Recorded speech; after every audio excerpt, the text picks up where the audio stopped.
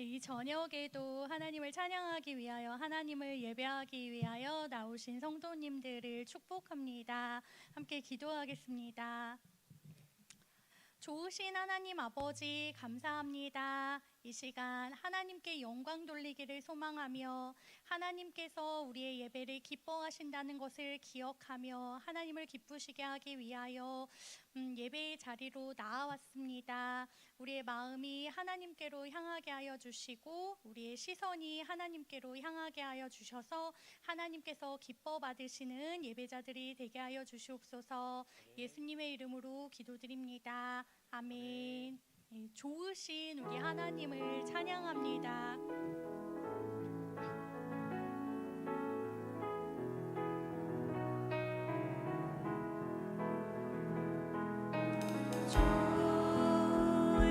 좋으신 하나님, 좋으신 하나님, 참 좋으신 나의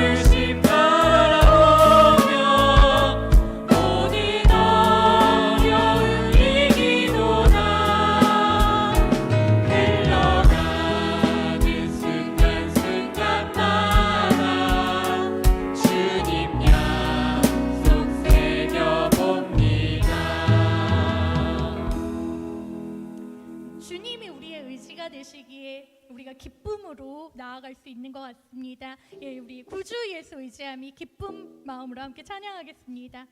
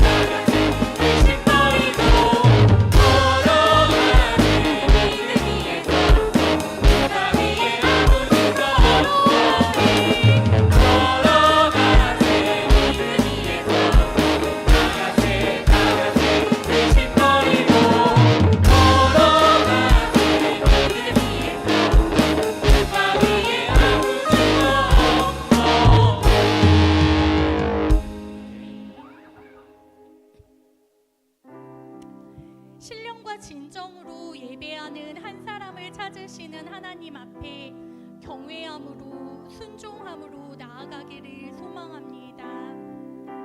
말씀 앞에서 경외함으로 주께 홀로 섭니다. 생명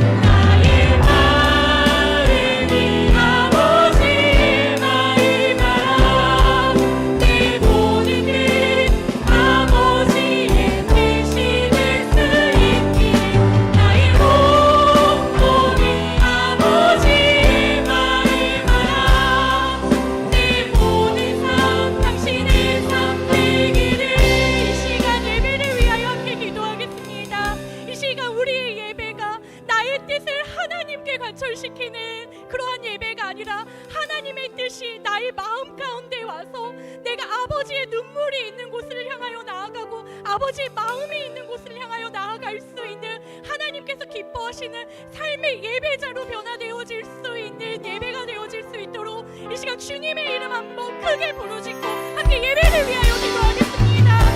주여, 하나님 아버지, 이 시간 주님께 예배하는 자리로 불러주신 하나님 아버지 감사합니다. 하나님, 우리가 생각에 따라 이 시간 하나님 내 마음에 하나님께로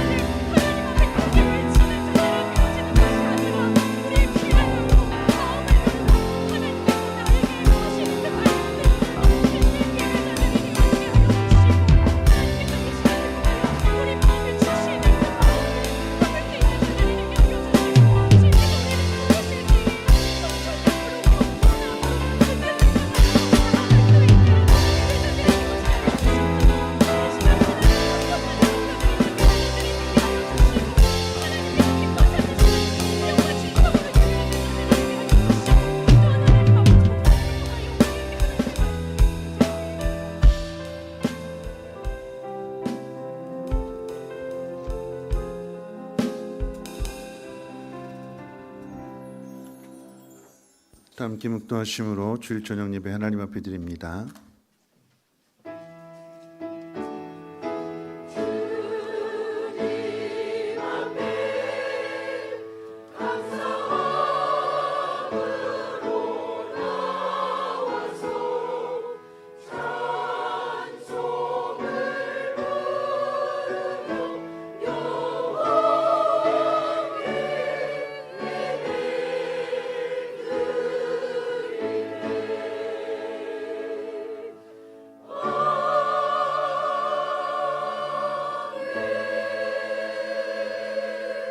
사도신경으로 신앙 고백합니다.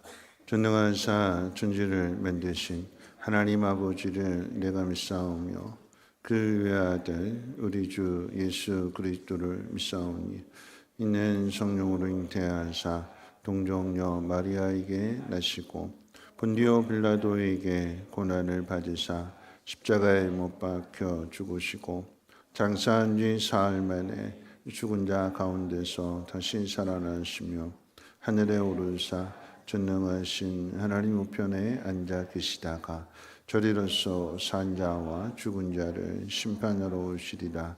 성령을 믿사오며 거룩한 공예와 성도가 서로 교통하는 것과 죄를 사하여 주시는 것과 몸이 다시 사는 것과 영원히 사는 것을 믿사옵나이다. 아멘. 찬송가 369장 동의 찬송으로 487장 찬송 후에 강수영 권사님 기도해 주시겠습니다.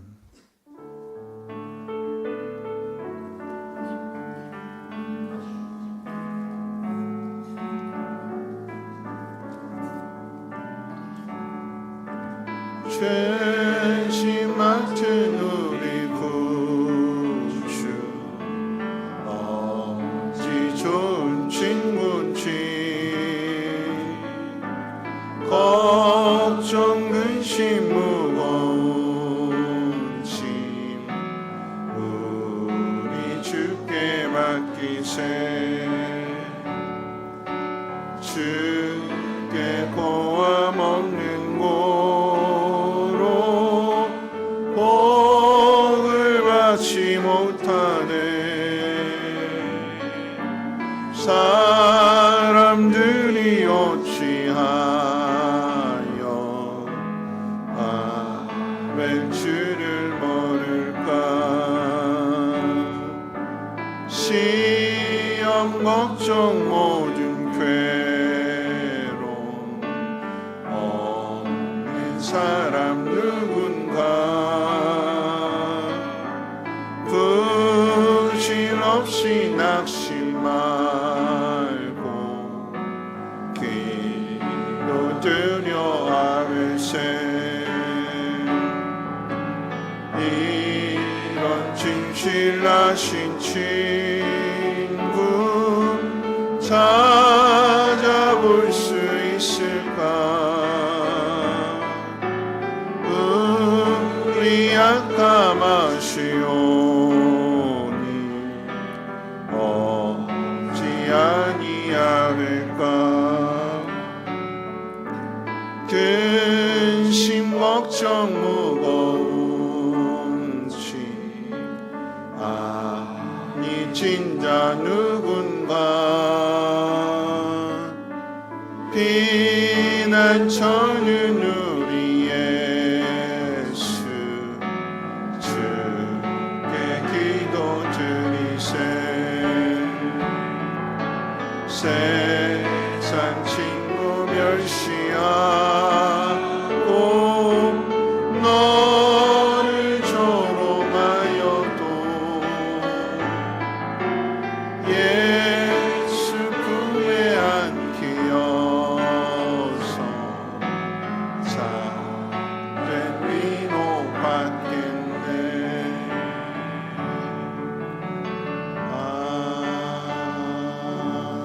아멘. 다 같이 기도드리시겠습니다. 사랑하시는 하나님, 언제나 변함없는 사랑으로 저희를 사랑하여 주시고 이 시간도 예배의 자리를 사모하여 이 자리로 인도하여 주심을 감사드립니다. 창세 전부터 너는 내 아들이라 사랑하는 내 자녀를 인쳐주시고 하나님의 자녀로 살아가게 하심 또한 감사드립니다. 하나님의 자녀로 살아간다는 것이 얼마나 복되고 행복한 일인지 알면서도 우리의 모습은 하나님의 자녀답게 살아내지 못하고 하나님을 기쁘시게 하지 못하고 세상과 타협하며 제약된 모습으로 살아왔음을 고백합니다. 그럼에도 불구하고 우리를 포기하지 않으시는 하나님, 이 시간 하나님의 긍휼하심으로 우리의 제약된 모습을 사하여 주시고 회개하며 돌이켜 정결한 모습으로 예배하게 하옵소서. 하나님 아버지, 우리의 삶이 때때로 어려움과 고난으로 가득 차 있을 때가 있습니다. 우리가 그 모든 고난 가운데 믿음을 굳건히 지키며 주님께 더 가까이 나아갈 수 있는 힘을 허락하여 주옵소서. 고난 가운데 하나님의 뜻을 구하며 세상의 방법이 아닌 하나님의 행하시고 일하심을 믿고 기도하며 순종하게 하옵소서. 어떠한 상황 속에서도 흔들리지 않는 믿음으로 살아가게 하옵소서. 우리의 시선이 세상에 머물러 있는 것이 아닌 주님께 두며 주님의 사랑과 은혜 안에서 흔들리지 않는 신앙의 사람들이 되도록 이끌어 주옵소서. 수확과 결실의 풍성한 계절을 저희에게 주심을 감사드립니다. 좋은 나무가 좋은 열매를 맺듯이 우리가 주님께 붙어 있고 우리 안에 예수 그리스도가 함께 하셔서 선한 열매 풍성히 맺는 성민의 가족 되게 하옵소서. 우리 교회를 위해 기도합니다. 하나님이 기뻐하시는 교회로 든든히 세워가게 하옵소서. 모든 지체가 하나 되고 예수님의 마음을 닮아갈 때 고통과 즐거움을 함께 나누는 교회, 또 서로가 그리스도의 연합으로 하나 되어져 주님 거하시는 교회 되게 하옵소서. 또한 가정교회를 계획하며 기도하고 있습니다. 한뜻 되어 서로를 돌아보는 교회로 하나님 원하시는 가정교회가 되게 하옵소서. 대신방 중에 있습니다. 신방 받을 목장은 하나님께서 부어주신 은혜를 사모하며 기도로 준비하게 하시고 신방 받은 목장은 그 받은 은혜를 소멸하지 않고 흘려보내는 목장 되게 하옵소서. 말씀을 전하시는 목사님께 영육간의 강건함을 주시고 피곤치 않도록 지치지 않도록 새해 힘을 허락하여 주옵소서. 또한 이번 주에 있을 바자회를 위해 기도합니다. 좋은 날씨 허락하여 주시고 서로 협력하여 선을 이루게 하옵소서. 이 시간 귀한 말씀 듣습니다. 하나님 말씀에 집중하여 귀 기울이게 하시고 우리에게 향하신 하나님의 뜻을 깨닫는 시간 되게 하옵소서. 나약하고 미성숙한 우리의 신앙이 다듬어지고 새롭게 되어지는 시간 되게 하옵소서. 찬양대 위에 함께 하시며 하나님의 이름을 높이며 경배하는 그 입술 위에 복을 주시고 마음의 고백으로 드려지는 향기로운 찬양이 되게 하옵소서. 수고하고 무거운 짐진 자들아 다 내게로 오라 하신 말씀을 붙잡고 이 시간 예배합니다. 세상이 줄 수 없는 참 평안과 위로를 받고 돌아갈 수 있는 귀한 시간 되게 하옵소서. 이 시간 보여지는 예배가 아닌 마음으로 드려지는 예배, 삶으로 고백되어지는 온전한 예배 되게 하옵소서. 예수 그리스도의 이름으로 기도하였습니다. 아멘.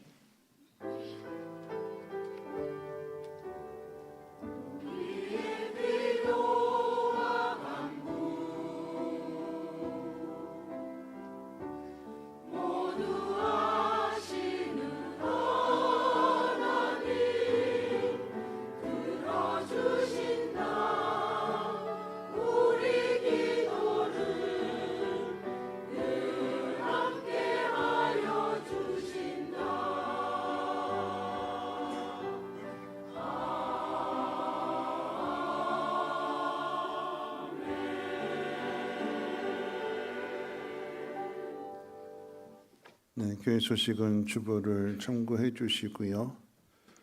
다음 주에 한꺼번에 다 이렇게 몰려 있어요. 쉼터 기념 예배도 있고 또 바자회도 있고 힘들고 빡세겠지만 그런데 능히 감당해 내실 줄로 믿습니다. 서로 도와가는 모습 속에서 협력하는 모습 속에서 아름다운 그런 모습들, 주님을 닮아가는 그런 모습들을 잘 훈련하시길 바라겠고요.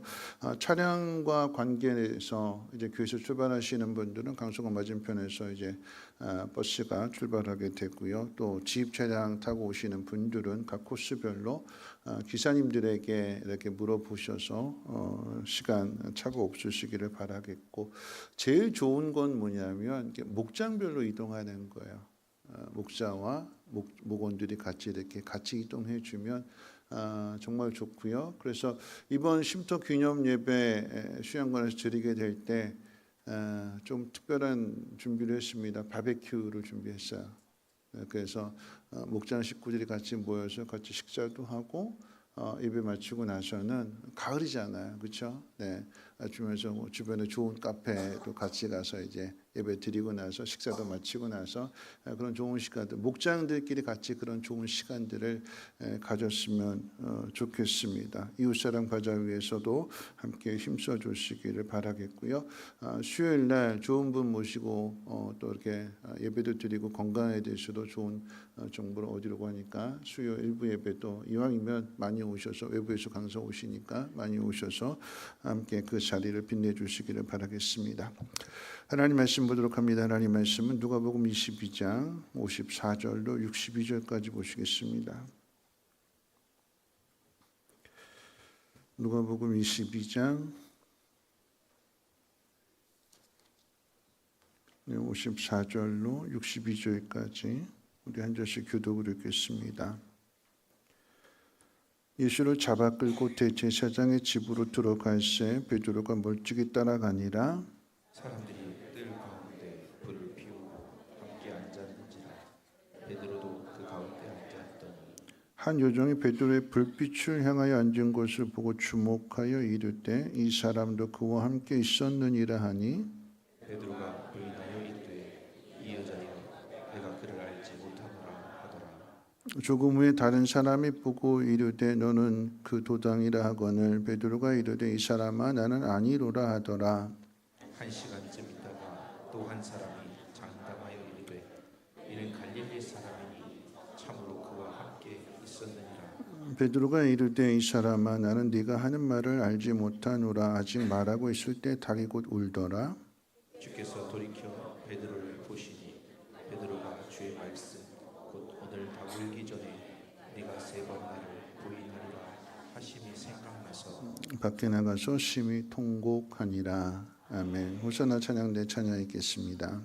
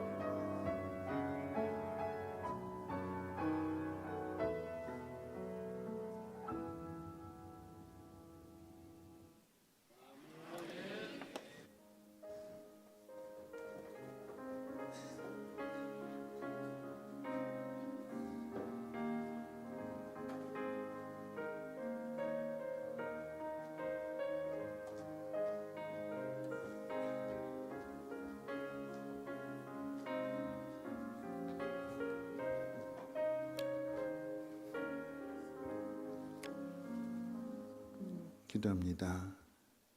하나님을 예배하는 마음으로 이 저녁에도 하나님 앞에 겸손히 무릎 꿇습니다. 하나님 우리 예배를 받아 주옵소서. 우리가 기도한 대로 보여지는 예배가 아니라 드려지는 예배가 되게 하시고 우리 찬송한 대로 믿음 위에 굳건하게 서 있기를 원합니다. 보이지 않아도 하나님 함께 하심을 믿기에 그 약속이 이루어질 것을 믿기에 담대한 믿음으로 기다리며 달려갈 수 있는 그런 믿음 되게 하옵소서. 감사함으로 귀한 예물을 올려드립니다. 믿음으로 드리게 될 때에 하나님 지금의 감사보다 더 큰 감사가 넘치게 하옵시고 행하는 모든 일들 속에서 하나님을 드러내며 하나님을 나타낼 수 있는 복된 사람들 되게 하옵소서. 말씀을 듣습니다. 이 말씀을 통해서 우리 영혼이 풍성하여지게 하시고 강건하여지게 하시고 힘 있는 삶을 살아낼 수 있도록 귀한 말씀 되게 하옵소서. 감사드리며 예수님의 이름으로 기도합니다. 아멘. 우리 옆에 분하고 인사 나누실 때 이렇게 인사하겠습니다. 당신이 생각하는 것보다도 우리 교회는 더 좋아질 겁니다 하고 인사하겠습니다. 네. 더 좋아지라고 더 많은 일들 감당하라고 이번에 새 가족도 엄청 많이 들어오셨어요. 그렇죠? 네. 우리 옆에 분하고 한 번 더 인사할게. 이렇게 인사하겠습니다. 지그시 바라보면서 가장 인자한 모습으로 우리 옆 사람을 축복하면서 이렇게 이야기하겠습니다. 당신이 생각하는 것보다 당신은 더 멋진 사람입니다. 이렇게 인사하겠습니다.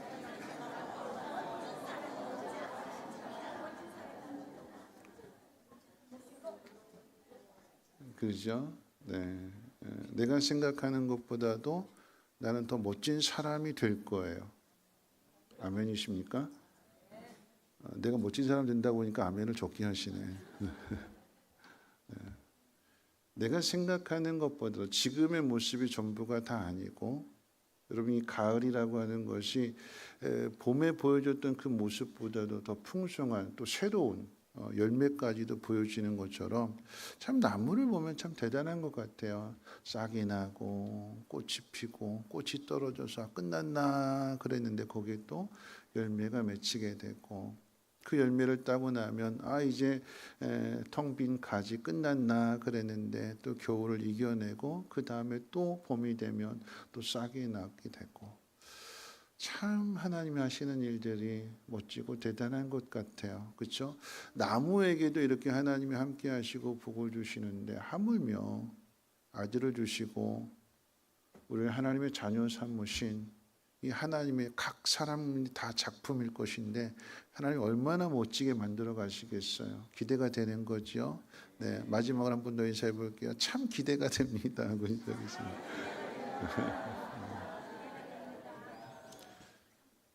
네, 근데 오늘 말씀은 기대한 것과는 정반대의 말씀이에요. 예수님이 대제사장에게 잡혀가시지요. 오늘 본문은 이제 예수님이 앞에서 내가 나를 모른다고 3번 부인할 것이다 라고 말씀하신 그 내용이 이루어지는 사건을 소개하고 있습니다. 그런데 이 상황이 마치 드라마를 보는 것과 같은 여운이 아주 짙게 남게 됩니다.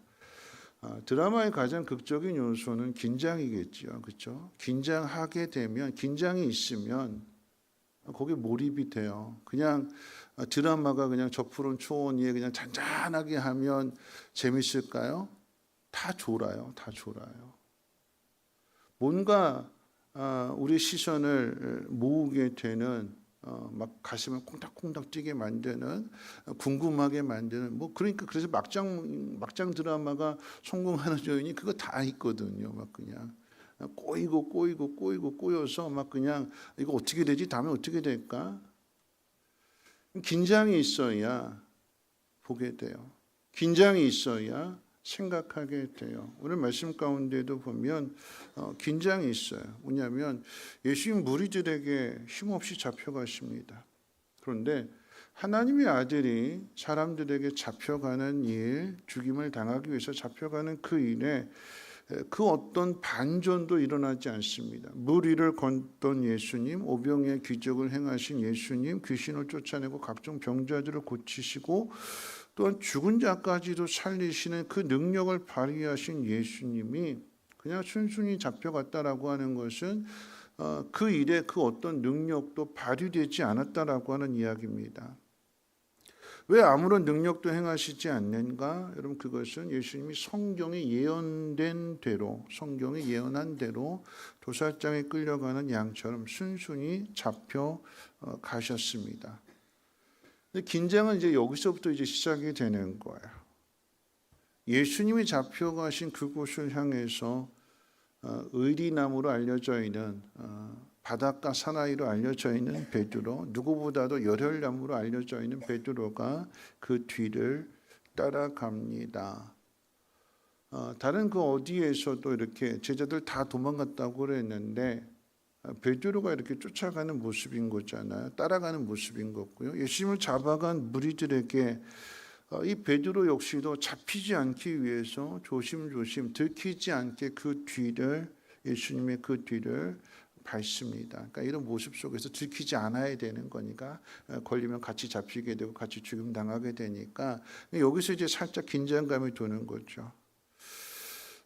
조심조심 들키지 않게 따라가고 있었는데 추워서 불을 쬐는 가운데 있어서 대제사장 집의 계집종이 가장 먼저 베드로를 알아봅니다. 들키지 않게 조심조심 갔는데 들킨 거예요. 알아본 거예요. 베드로는 이 계집종의 질문에 대하여 예수를 모른다라고 부인합니다. 죽음 후에 또 다른 사람이 물어봤을 때도 똑같이 모른다고 했고, 그리고 1시간 정도 지나서 또 다른 사람이 물어봤을 때도 베드로는 모른다고 강력하게 부인합니다. 세 번째 사람의 그 물음에 대하여 모른다고 대답하던 그때 닭의 울음소리가 들리게 됩니다. 그리고는 닭의 울음소리를 듣고 베드로는 통곡했다고 그랬어요. 베드로가 예수님을 세 번이나 모른다고 부인하게 될 것을 가르쳐 주신 예수님의 말씀이 생각났기 때문이겠죠. 그런데 베드로에게 내가 나를 세 번이나 부인할 것이라고 가르쳐 주신 이 말씀은 단지 베드로만을 위한 말씀이 아닙니다. 베드로를 통해서 제자들 모두에게 들려주는 말씀입니다. 왜냐하면 이 베드로에게 말씀해 주신 네가 나 세 번 부인할 거야 이렇게 말씀해 주신 그 말씀의 시작이 무엇이냐면 제자들 사이에 누가 더 크냐 가지고 싸우고 있었거든요. 누가 더 높은 자리에 앉을 거냐? 누가 더 큰 사람이 될 거냐? 그 싸움의 문제 끝에 이제 예수님께서 가르침을 주셨고 가르쳐 주셨는데 베드로가 다른 사람 다 버릴지라도 나는 절대 주님 버리지 않겠습니다. 그랬더니 그런 베드로에게 이 말씀을 주시는 거예요. 우리 말씀 한번 확인해 볼 텐데요. 오늘 이제 본문 누가복음 22장 앞으로 돌아가서 24절 말씀 같이 한번 읽어볼까요? 화면 보시고 24절 말씀 함께 읽어봅니다. 시작.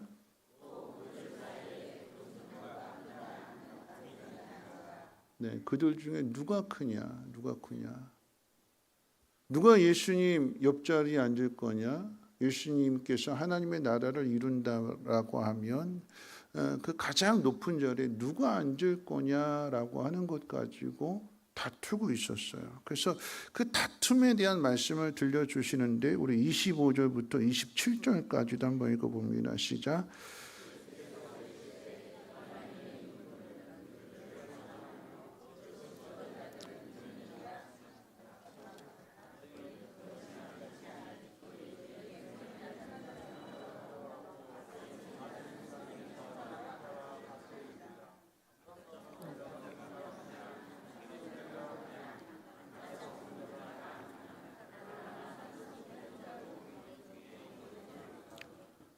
막 다투고 있는 제자들에게 오늘 25절부터 27절까지의 말씀은 예수님의 사명에 대한 이야기예요.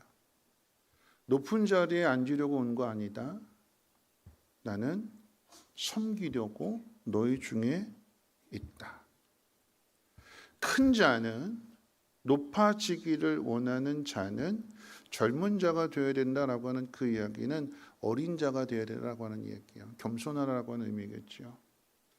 또 다스리는 자는 섬겨야 될 것이다. 그 섬김에 대해서 강조하고 겸손에 대해서 강조하는 것입니다. 그러니까 예수님께서 이 땅에 오신 목적이 뭐냐? 겸손의 왕으로 오셔서 우리를 섬겨주신다. 이게 예수님이 하시고자 하는 일들입니다. 예수님이 이런 일을 한다라고 하면 제자들도 거기에 마음을 맞춰야 되는 거죠. 그 일을 위해서 따라가야 되는 것입니다. 자, 그 다음 말씀 이제 28절과 29절도 같이 한번 읽어볼까요? 28절, 29절 함께 읽겠습니다. 시작. 너희는 나의 모든 시험 중에 항상 나와 함께한 자들인즉 내 아버지께서 나라를 내게 맡기신 것 같이 나도 너희에게 맡겨. 위임입니다. 위.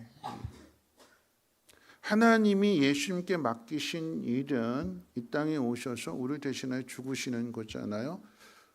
높으신 하나님이 아들의 이 땅에 낮고 천한 인간의 몸을 입으셔서 그 가운데에서도 지금 어떻게 해요? 섬겨주시는 거예요. 내가 너희 가운데 있는 이유는 섬기기 위해서 있다. 섬기기. 우리 따라서 한번 해볼까요? 내가 너희 가운데 있는 것은 섬기기 위해서 있다. 여러분 잘 기억하셔야 돼요. 섬기러 오셨대요. 섬기러. 그런데 그 섬기러 오신 예수님께서 그 제자들에게 아버지가 나한테 이 일을 맡긴 것처럼 나도 너희한테 이 일을 맡긴다. 어떤 일을 맡기는 거예요? 섬기는 일을 맡기겠다. 섬겨라, 섬겨라. 섬기는 사람이 되라라고 하는 것입니다. 자, 그러면 어떻게 되느냐? 30절 같이 한번 읽어보겠습니다. 30절 함께 읽겠습니다. 시작.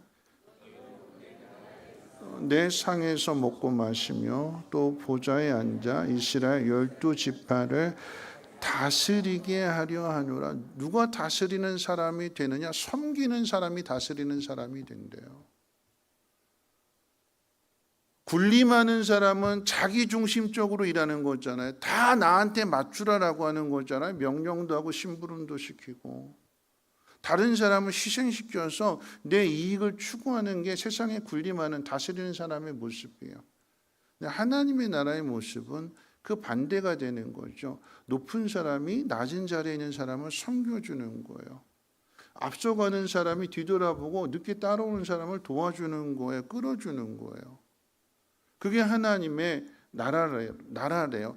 잘 섬기는 사람이 많은 사람들을 다스리게 될 것이라고 하나님 나라에서도 동일하게 상급이 클 것을 약속해 주십니다. 여러분, 그런데 그걸로 끝나는 것이 아니라 거기에 반전이 있대요. 거기에 훈련받아야 될 내용이 있대요. 우리 31절도 같이 한번 읽어봅니다. 31절 함께 읽겠습니다. 시작.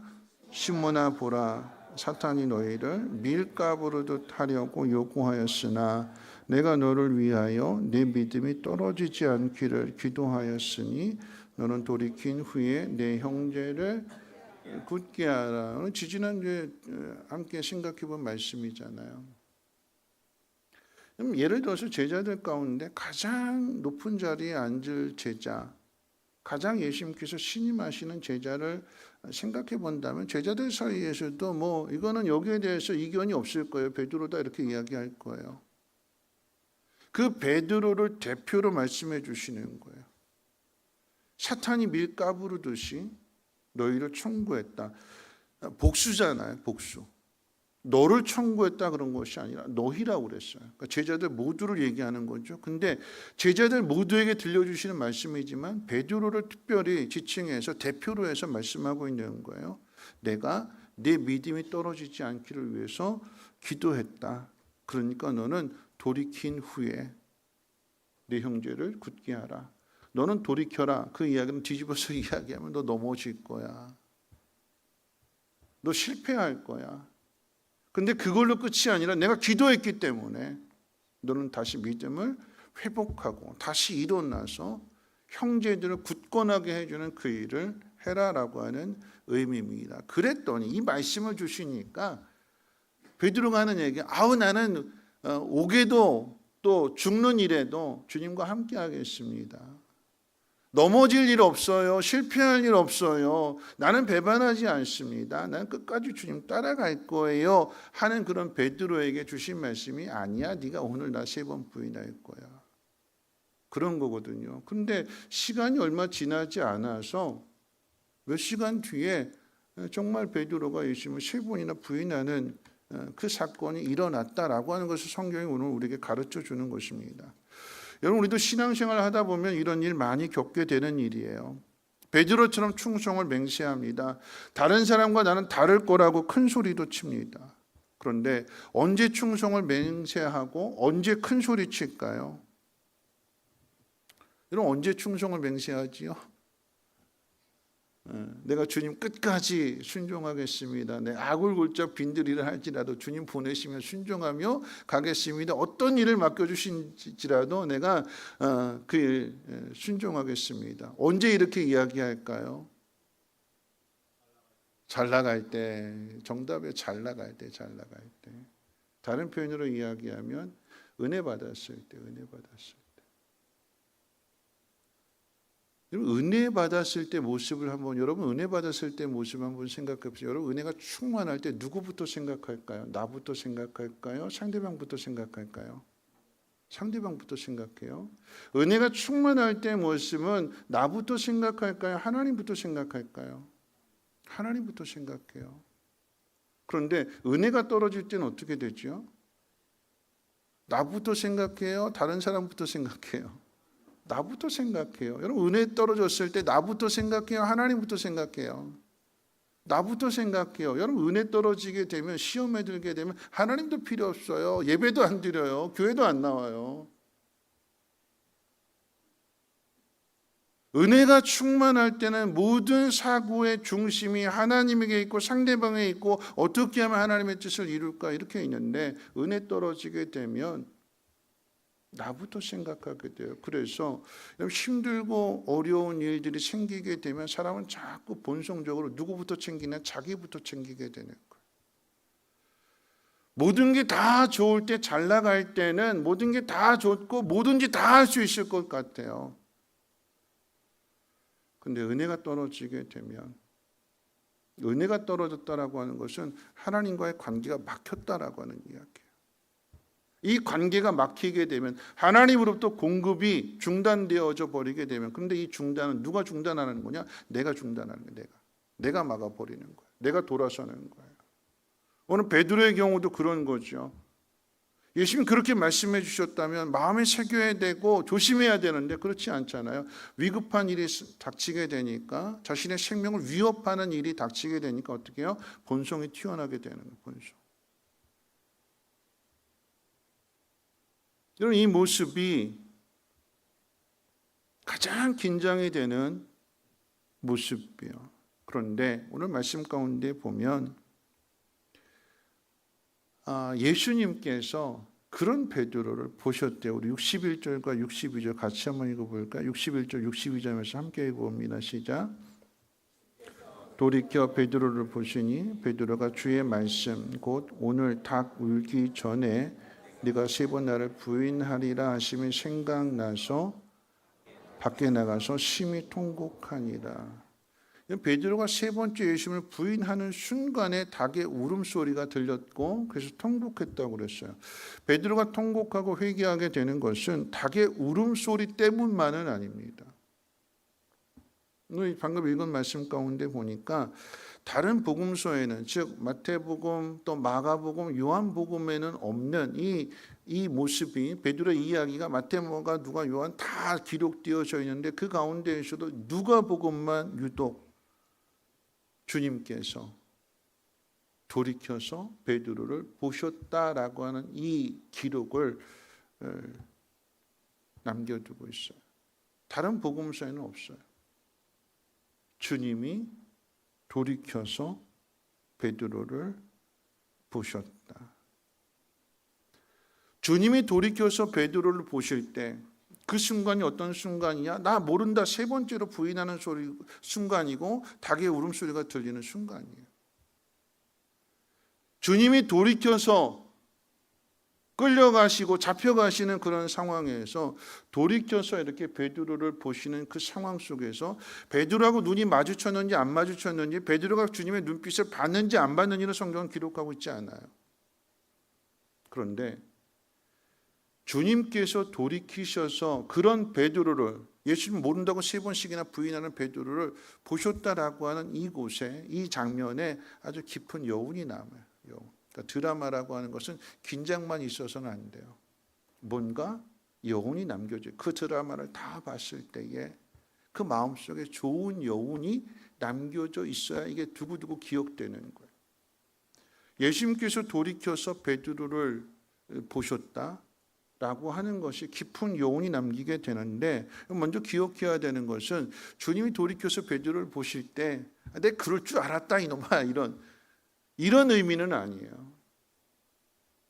너 그렇게 큰 소리 치더니 거봐라 이놈아, 너도 별 볼 일 없는 놈이야, 그런 의미가 아니다라고 하는 것입니다. 조롱하거나 조소하거나 그런 의미로 돌이켜 보시는 것이 아닙니다. 실패할 것, 실망하고 배반하고 거기에 대해서 분노하시는 모습으로 바라보는 것도 아닙니다. 여러분, 예수님은 베드로가 배반하실 거 아셨잖아요.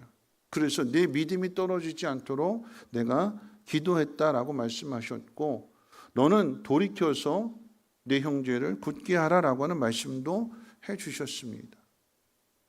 예수님께서 이 베드로에 대해서 모든 것 다 아시는데, 그리고 이제 돌이켜서 딱 그 찰나잖아요. 그 순간이잖아요. 3번째 부인하고 닭의 울음소리가 듣고. 근데 만약에 돌이켜서 베드로를 보셨을 때 이 베드로도 주님과 함께 눈이 마주쳤다면 만약에 그 예수님의 눈빛에서 베드로는 예수님의 어떤 마음을 읽었을까요? 우리의 눈빛을 통해서 우리 마음을 읽었어요. 어떤 시선으로 바라보느냐, 어떤 눈으로 바라보느냐에 따라서 이 사람의 마음이 지금 어떤 상태다라고 하는 것을 사람들이 눈으로 확인할 수 있어요. 눈으로 레이저를 쏘면 그 마음이 어떤 거죠? 이렇게 하고 레이저를 쏘면 그 마음이 어떤 마음이에요? 나 마음 불편하다, 내 마음 화가 나 있다, 그런 거죠. 이렇게 되면 어떻게 되는 거예요?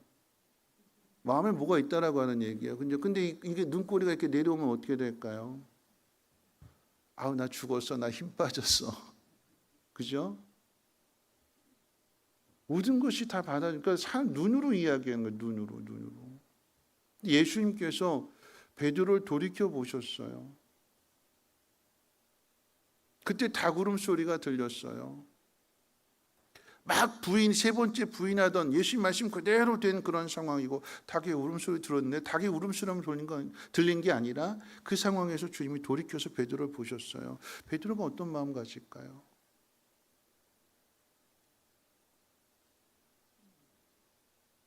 그런 베드로를 돌이켜서 보시는 주님의 눈빛은, 주님의 마음은 어떤 마음일까요?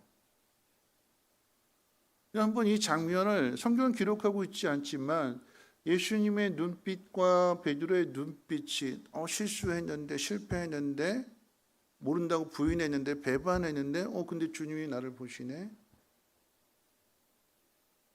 순간이지만 그 순간 속에서 베드로는 주님의 눈빛, 거 봐라 이놈아, 이런 눈빛이 아니잖아요. 주님의 눈빛 속에서 이런 걸 느끼지 않았을까요? 그래, 그래도 괜찮다. 자책하지 마라.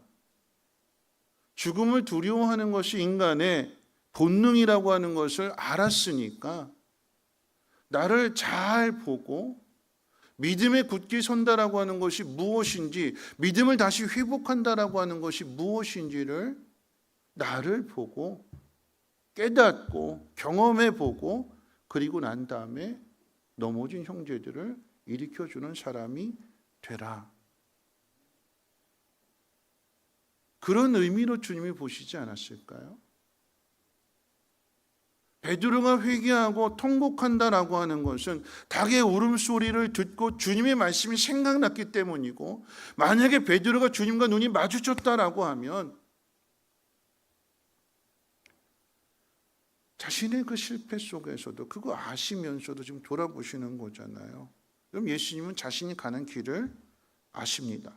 베드로에게 일어날 일도 알지만 예수님 자신에게 일어날 일도 아십니다. 예수님 자신에게 일어날 일이라고 하는 것은 잡혀가시는 상황이니까 재판이 기다려져 있고 고문과 십자가에 달리는 일이 기다려져 있습니다. 이 과정들, 앞으로 주님이 맞닥뜨리게 될 이 상황 다 아시는데, 그 상황이 어떤 상황이냐? 사람들의 이기심, 비열함, 예수님을 죽이기 위해서 그 어떤 악한 사람들끼리 모여서 모함을 만들어내는 그 완고함, 하나님의 아들을 거역하고 십자가에 못 박으려고 하는 그 죄악의 끝판이 다 보이는 거잖아요. 그 자리에 사람이 얼마나 잔인한가, 사람이 얼마나 악한가. 그럼 예수님은 재판을 받으시면서 재판 받기 전에 고문당하시는 거잖아요. 너 바른 대로 말해, 너 빨리 자백해, 너 자백 안 하면 너 어떻게 되는지 한번 보여줄까? 그러면서 온갖 채찍을 다 휘두르잖아요. 예수님 그 길을 지금 상황으로는, 베드로가 부인하는 그 상황으로는 지금 예수님이 그런 모진 고문을 당하고 십자가 당하시는 건 아니지만 앞으로 일어날 일들이에요. 그거 아시잖아요. 여러분, 우리가 예수님 십자가 못 박히신 거 생각하게 될 때 그냥 이렇게 그 성화 같은 걸로 보면 가시 면류관 쓰고 이렇게 피 흘리고 이렇게 십자가에 못 박히신 거, 이런 모습만 보잖아요. 근데 예수님 십자가에 못 박힌 그 모습을 고증해낸, 그게 이제 패션 오브 크라이스트라고 하는 그 영화잖아요. 여러분, 그 패션 오브 크라이스트 그 영화 장면 속에서 예수님이 그 고문 받으셨을 때 그 모습이 어떤 모습이죠? 십자가를 지고 가는, 골고다로 올라가는 그 모습이 어떤 모습이에요? 폭행을 당하고 등이 다 찢어지고 온몸이 다 부었고 얼굴도 다 부어있는 그런 모습으로 십자가를 지시는 거잖아요. 그냥 재판 받으시고 그냥 십자가를 지시는 것이 아니라 너 빨리 자백해, 네 죄 인정해, 그러면서 조롱하고 비웃고, 네가 하나님의 아들이라고 하면 일어나봐, 우리들한테 복수해봐, 그러면서 얼마나 조롱하면서 힘차게 그 채찍을 내리쳤겠어요. 주님이 그걸 아신다니까요. 아셔요.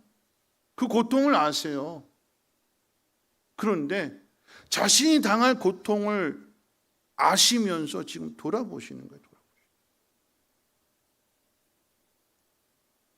베드로는 살아있는 사람이에요. 나 살겠다고 주님 부인한 사람이에요. 그러니까 베드로에게 직접적인 고통은 안 와요. 직접적인 고통을 누가 당하시냐면 주님이 당하시는 거예요. 주님이. 근데 돌아보세요. 누구를 위해서 돌아보시는 걸까요? 너 일어나라고. 너 여기가 끝이 아니라고.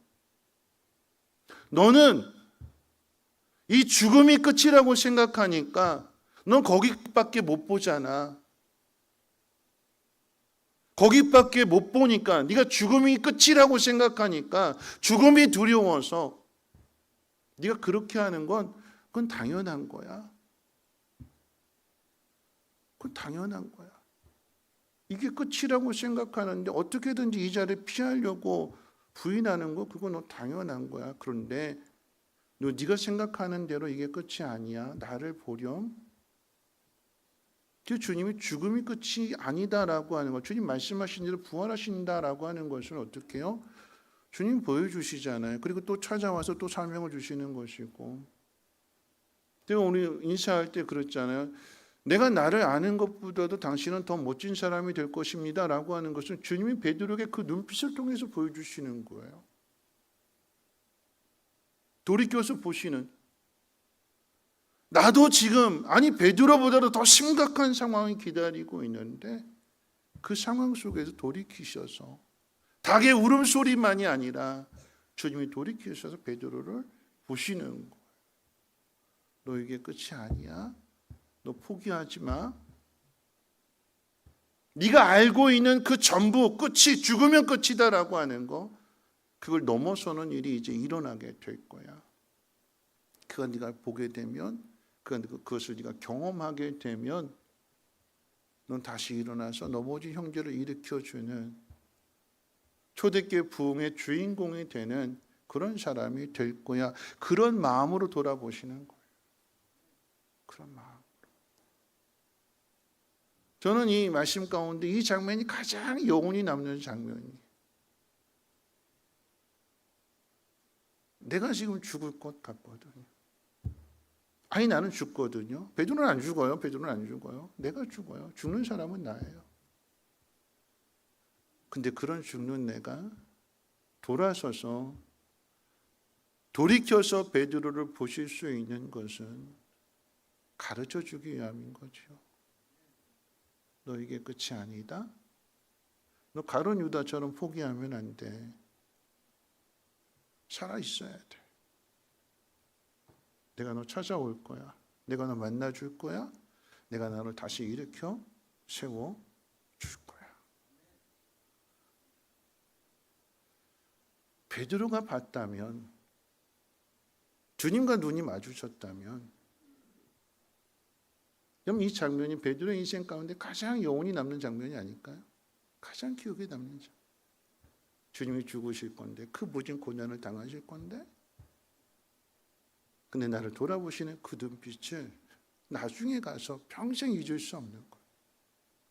아, 내가 그랬지? 내가 그런 사람이었지? 내가 비겁한 사람이었지? 그런데 내가 아는 게 그게 전부니까, 내가 할 수 있는 게 그게 전부니까, 죽음이 제일 두려운 건데 너 죽이겠다고 하는데 내가 할 수 있는 게 아무것도 없거든. 그걸 통과해야, 그걸 넘어서야 담대함이 나오게 되는 것이고, 그걸 넘어서야 그것을 알지 못하는 사람들에게 그것을 가르쳐 줄 수 있는 사람이 되는 거죠. 오늘 이 말씀의 의미를 한번 적용해 본다면 그런 거잖아요. 주님은 죽음이 끝이라고 하는 걸 아시는 거죠. 다시 부활하신다라고 하는 것을 아세요. 죽는 것으로 모든 것이 다 끝나버린다라고 하면 예수님께서 베드로에게 주신 약속도 네가 다시 돌이켜서 넘어진 형제를 굳게 하라라고 하는 이 말씀, 이 약속도 다 사라지는 거예요. 주님이 죽음으로 끝나버린다라고 하면, 예수님의 십자가의 사건이 그냥 죽음으로 끝나버린다라고 하면 예수님은 그냥 사람들을 소동케 한 이단으로 그렇게 정죄되어져 버리게 되는 거예요. 주님이 살아나셔야 주님이 약속하신 말씀도 이루어질 것이고, 주님이 살아나셔야 우리를 위해서 성령을 보내주신다라고 하는 이 약속의 말씀도 이루어지게 될 것이고, 성령이 오시게 되면 우리에게 더 유익이 된다라고 하는 이 말씀도 이루어지게 될 것이니까 어떻게 해요? 주님은 우리를 위해서 그 길을 걸어가시는 것이고, 우리의 죄의 짐을 대신해 주시는 것이고, 죽음의 권세를 깨뜨리시고 다시 부활하시는 것입니다. 이 과정을 경험하게 되니까 부활조차도 믿지 못했는데 도마의 경우는 만져보고 확인해보고 그렇게까지라도 믿음을 주시니까 어떻게 해요? 들리는 말에 의하면 도마가 인도까지 와서 복음을 전하고 순교하게 되는, 다 도망갔던 제자들이 그렇게 벽기잖아요. 말씀을 정리할 텐데요. 내가 믿음이 약하고 내가 실수하고 실패했을지라도,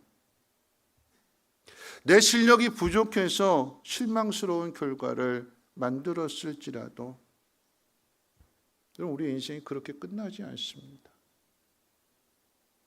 내가 잘못한 것을 선택했다라고 하면 그게 내 실력이에요. 내 부족함이에요. 그런데 그걸로 끝내지 아니하시고 어떻게 해요? 주님이 우리를 돌이켜서 봐주시는, 그게 섬김이에요. 그게 섬김. 우리 중에 계시는 주님이 계시는 이유는 요것밖에 몰라요. 요것밖에. 내 가족밖에 몰라요. 나밖에 몰라요. 근데 그런 나를 누군가 섬겨주세요. 사랑을 베풀어 주세요. 내가 도움을 받고 나니까 참 이게 참 멋진 일이거든요. 나도 저런 사람이 되고 싶다. 그런 마음을 품는 순간부터 내 삶의 변화가 시작이 되는 거예요. 내 삶의, 내 믿음의 지경이 넓어지게 되는 거죠. 그래서 내가 하나님 기뻐하시는 사람이 되는 겁니다. 하나님의 능력을 나타내는 사람이 되는 겁니다. 그 이야기가 베드로의 이야기예요. 베드로가 넘어졌고 실패했고 부인했고 배반했고, 근데 하나님 포기하지 아니하시고, 아니 주님조차도 포기하지 아니하시고 그 십자가의 죽음을 앞에 두고서 어떻게 해요? 돌아보시는 거죠. 해야 할 일을 빠뜨리지 않으시는 거예요. 놓치지 않으시는 거예요. 여러분, 이것이 우리 삶에 적용을 해보고 마칠 텐데요. 여러분, 예를 들어서 우리 남편이 교회 안 나와요. 남편이 교회 안 나올 때에 교회 가는 것 가지고도 때로는 어려움 겪을 수도 있죠. 교회 맨날 교회만 가냐, 밥도 안 차려주고 막 맨날 교회만 가냐고 막 별의별 소리 다 들을 거예요. 그러면 예수를 믿는 저와 여러분들은 어떻게 해야 될까요? 어떻게 해야 될까요? 사탄이 다른 데 있는 게 아니라 우리 집에 있어 막 그래야 될까요? 나는 천사고 남편은 사탄일까요? 나는 천사고 아내는 사탄일까요? 아니죠. 그렇게 말하는 것은 왜 그렇게 말할까요? 몰라서 그렇게 말하는 거예요. 경험해 보지 않았기 때문에.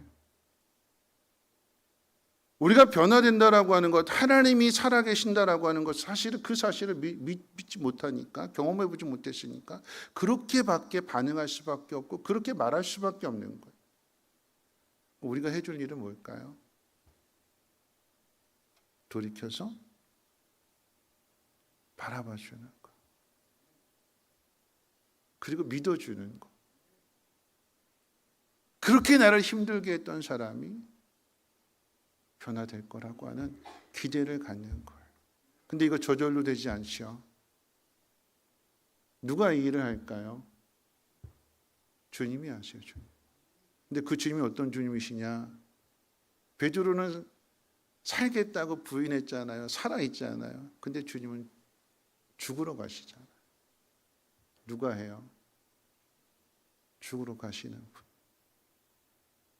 더 무거운 짐을 지고 있는 분이, 더 큰 분이, 더 성숙한 사람. 그게 누구일까요? 목자고, 교사고, 부모, 먼저 믿은 사람이고, 하나님을 아는 사람, 하나님이 모든 상황을 바꾸시는 그 능력을 나타낼 것이라고 기대하는 사람이 어떻게 해요? 그 모습을 보여주는 거예요. 베드로는 그렇게 가르쳐 주셨는데도 3번이나 부인했고 닭의 울음소리까지 들렸어요. 닭의 울음소리 듣는 순간 예수님 말씀이 생각이 났는데 그것으로만 끝내지 아니하시고 죽음을 앞에 두신 주님이, 도살장으로 끌려가시는 그런 주님이 돌아보셔서 베드로를 다시 일으켜 세우는 그 일을 놓치지 않으셨어요. 뭘까요? 섬김인 거죠. 섬김. 내 몸이 힘들어도, 내 몸이 아파도 섬겨야 할 일들 놓지 마시고 그 일을 잘 감당하시게 될 때에 이것이 누군가에게, 그 도움을 받는 사람에게, 그 섬김을 받는 사람에게는 깊은 여운으로 남겨져 있어요. 그때 그분이 나를 이렇게 섬겨주셨구나. 그분도 힘든데, 그분도 어려운데, 근데 그걸 이겨내면서 어떻게 저렇게 기쁨으로 사랑하며 살 수 있고 섬기며 살 수 있고 헌신하며 살 수 있을까? 그분의 마음속에 주님이 있구나. 예수님이 계시는구나. 그분은 어떤 분일까? 기대하게 만드는. 그래서 당신을 보니까 예수님이 어떤 분이신지 알 것 같아. 나도 그 예수님 믿을게 하고 나와서 돌이키게 되는 이런 일들이 우리 성민교회 내 넘쳐나기를 주님의 이름으로 축원을 드립니다. 우리 함께 찬양하시고 기도하실 텐데요. 우리 찬양팀 나오셔서 준비해 주실까요? 네. 아침 안개 눈앞 가리듯 나의 약한 믿음 의심 쌓일 때 부드럽게 다가온 주의 음성 아무것도 염려하지 마라. 빗줄기에 바위패에 든 나의 작은 소망 사라져갈 때 고요하게 들리는 주의 음성 내가 너를 사랑하노라. 오늘 베드로의 모습 속에서 내가 너를 사랑한다. 너 여기가 끝이 아니라 너 다시 일어날 거야. 섬겨주시는 그런 주님의 모습이 저와 여러분들에게도 느껴지기를 주님의 이름으로 축원을 드리고 함께 아침 안개 눈앞 가리듯 함께 찬양합니다.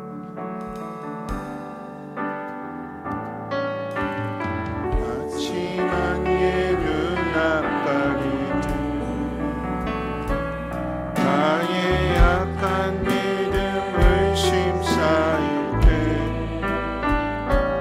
부드럽게 다가온 주의 음성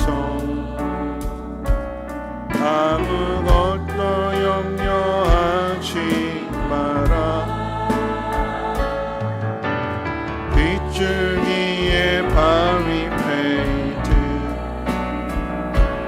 나의 적은 소망 사라져갈 때 고요하게 들리는 주의 음성 내가 너를 사랑하노라. 외로움과 방황 속에서 주님 앞에 나아갈 때에 위로하시는 주 나를 도우사 상한 나의 맘 감싸주시네. 십자가의 몸으로써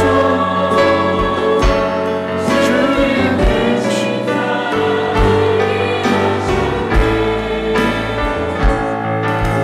주님께 감사하리라.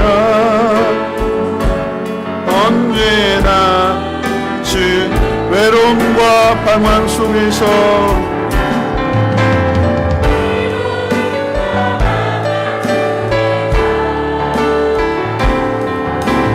주님 앞에 나아갈 때에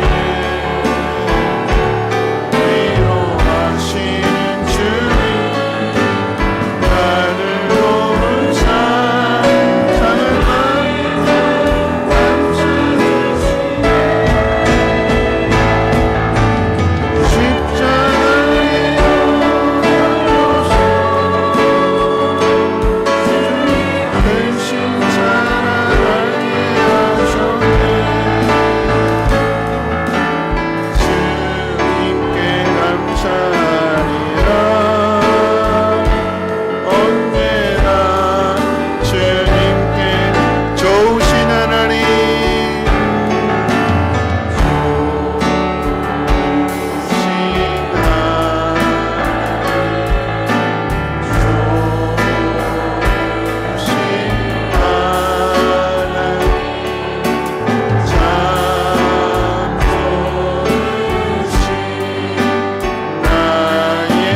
우리 마지막으로 좋으신 예수님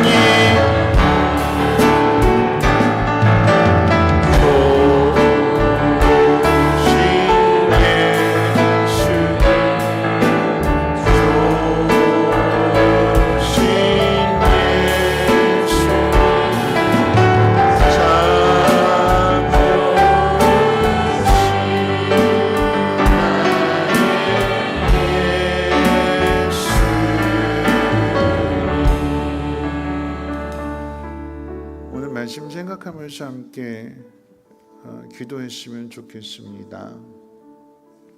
우리 인사할 때 그렇게 인사했잖아요. 내가 생각하는 나보다 나는 더 좋은 사람이 될 거예요. 근데 우린 늘 한계에 부딪히죠. 이거 안 되는 일인데, 이거 힘든 일인데, 이거 큰일 나는 일인데. 우리의 작은 믿음을 나타나게 될 때에 주님은 자신의 죽음을 앞에 두고서도 돌이켜서 베드로를 부셨대요. 괜찮아. 네가 알고 있는 게 거기까지밖에 알지 못하기 때문에, 죽으면 끝이라고 생각하기 때문에, 죽음 이후의 일들을 네가 믿지 못하니까, 네가 알지 못하니까 그럴 수밖에 없는 건데 내가 보여줄게, 내가 가르쳐줄게. 그러면서 주님은 베드로를 돌아보셨고 그 죽음의 길을 걸어가셨고 그 고난을 당하셨고 하나님의 능력 가운데 다시 살아나셨습니다. 그래서 찾아오신 거잖아요. 우리가 주님의 그 사랑으로 오늘 이 자리에 있다면, 이 주님의 사랑을 알지 못하는 사람, 왜 그거 모르냐고 다그칠 일이 아니라 기다려주고 도와주고 사랑해주고 섬겨주고, 그래서 함께 그 길을 걸어갈 수 있는, 그래서 하나님의 능력을 나타낼 수 있는 이 한 주간 하나님 그렇게 살아보겠습니다. 실패해도 나를 믿어주고 나를 기다려주시고 다시 또 기회를 주시는 그 하나님의 사랑을, 그 주님의 사랑을 내가 기억하면서 또 한번 도전해 보겠습니다. 하나님 나를 도와주옵소서. 우리 함께 결단하는 마음으로 함께 통성으로 하나님 앞에 기도합니다. 사랑 많으신 하나님 아버지, 큰 소리 쳤던, 맹세했던 베드로가 비참하게 깨어지는 모습, 실패하는 모습을 보게 됩니다. 닭의 울음소리만으로도 확인이 되겠지만 주님이 그런 베드로를 돌이켜보셨다고 하셨습니다. 눈으로 말씀하십니다. 돌이켜주시는 그 행동으로 말씀하십니다. 괜찮아. 내가 너를 지켜보고 있어. 네가 알고 있는 것이 전부가 아니라 더 깊은 것을, 더 풍성한 것을 내가 나타내 줄 거야. 주님을 믿으면서 우리도 그런 사람이 되기를 원합니다. 돌이켜서 다시 일어나서 넘어진 형제를 일으켜주시는 사람 되게 하시고, 내가 아는 것이 전부가 그게 아니라 하나님이 가르쳐주시는 것, 하나님이 능한 일을 행하시는 것을 기대하게 하시고 소망하게 하시고 그것을 증거할 수 있는 믿음의 사람이 되시도록 하나님의 은혜로 주시옵소서. 이게 끝이 아니라 하나님의 아름다운 열매를 맺게 하실 것을 기대하게 하시고 소망하게 하시고 그것을 전해줄 수 있는 우리의 믿음 되어줄 수 있도록 하나님 함께 해주시고 도와주시옵소서. 감사드립니다. 하나님은 좋으신 하나님이십니다. 예수님도 좋으신 예수님이십니다. 그 좋으신 하나님이 나의 아버지 되심을 믿는 사람들 되게 하여 주시고, 우리가 아는 것이 전부라고 생각해서 넘어지고 실패하지만 그렇기 때문에 주님 말씀하십니다. 괜찮아. 내가 가르쳐 줄게. 그리고 섬김의 본을 보여주셨습니다. 그 사랑을 깨닫는 우리 모두가 되기를 소망하옵고, 또한 주님이 행하셨던 그 일들 우리도 행하기를 원하오니 하나님 섬기는 사람들 되게 하여 주시고, 앞서가서 넘어진 형제 일으켜 세워주게 하시고, 또 돌이켜서 넘어진 형제를 다시금 굳건하게 세워줄 수 있는 귀한 하나님의 사람들 되게 도와주시옵소서. 성민교회가 든든하게 세워져 가게 하시고, 이 믿음의 공동체 안에서 아픈 상처들, 얼룩진 상처들 하나님 깨끗하게 치유함받게 도와주시옵소서. 감사드리며 예수님의 이름으로 기도합니다. 아멘. 주기도 원합니다. 하늘에 계신 우리 아버지여, 이름이 거룩히 여김을 받으시오며 나라가 임하옵시며 뜻이 하늘에서 이루어진 것 같이 땅에서도 이루어지이다. 오늘날 우리에게 일용할 양식을 주옵시고, 우리가 우리에게 죄 지은 자를 사하여 준 것 같이 우리의 죄를 사하여 주옵시고, 우리를 시험에 들게 하지 마옵시고 다만 악에서 구하옵소서. 되게 나라와 권세와 영광이 아버지께 영원히 있사옵나이다. 아멘.